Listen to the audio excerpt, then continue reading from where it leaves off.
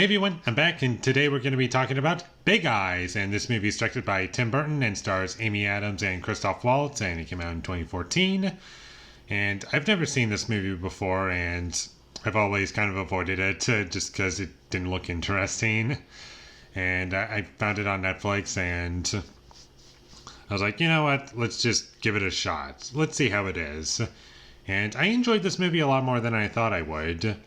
And my favorite part about this movie is it's past the 20-minute mark and before the last 20 minutes of the movie. Like, if that makes sense.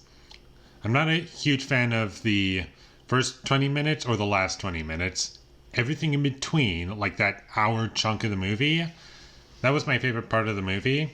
The rest of the movie was not great, if you ask me, because in the first 20 minutes of the movie, it did feel kind of rushed, and in a way, I kind of like that about the movie, that we get to get into the story a lot faster, but at the same time, I feel as though there was a lot of things that were underdeveloped and could have been fleshed out a bit more, and this movie is like an hour and 45 minutes, and it doesn't really overstay its welcome.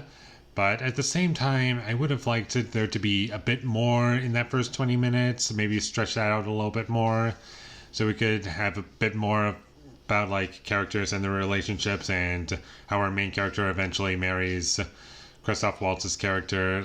I wish there was a bit more build up to that. Instead, it kind of just happens all of a sudden and it doesn't really matter all that much.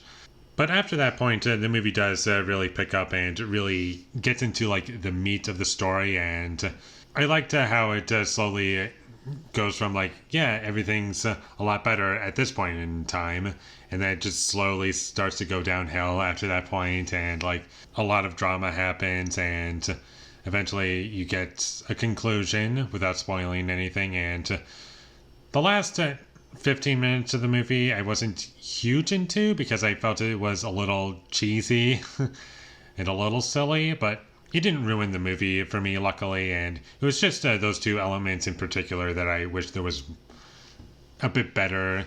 First 20 minutes could have been improved on. Last 15 minutes or so, it was a bit cheesy, but the rest of it, everything in between, was really, really good.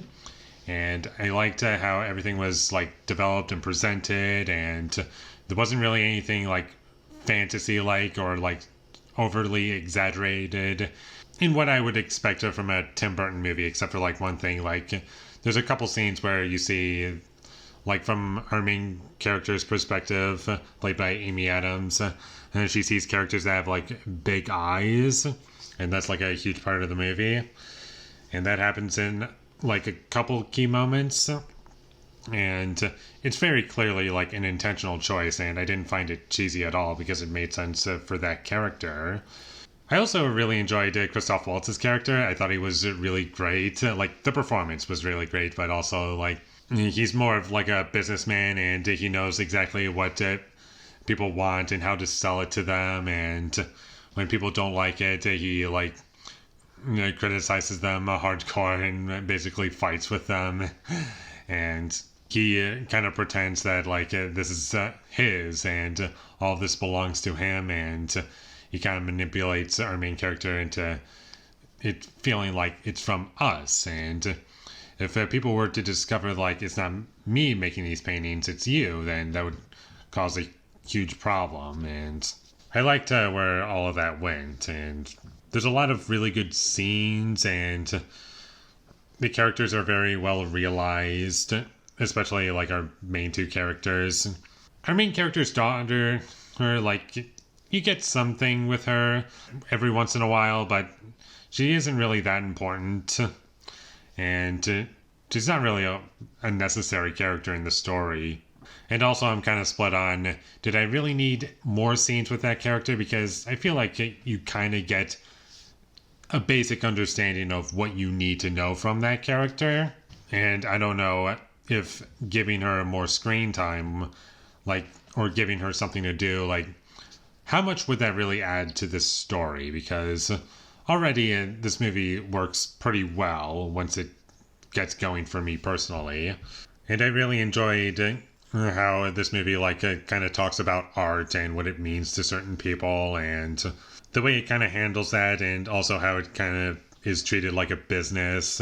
Like that stuff I liked, and just about anything in the middle I really enjoyed. And for me personally, that's the highlight of the movie. Everything else is kind of just filler. And I wish it was done better and it was expanded on, sorry, and we got more of it, but instead it's kind of just either rushed or just thrown into the movie for the sake of having more in the movie, I guess.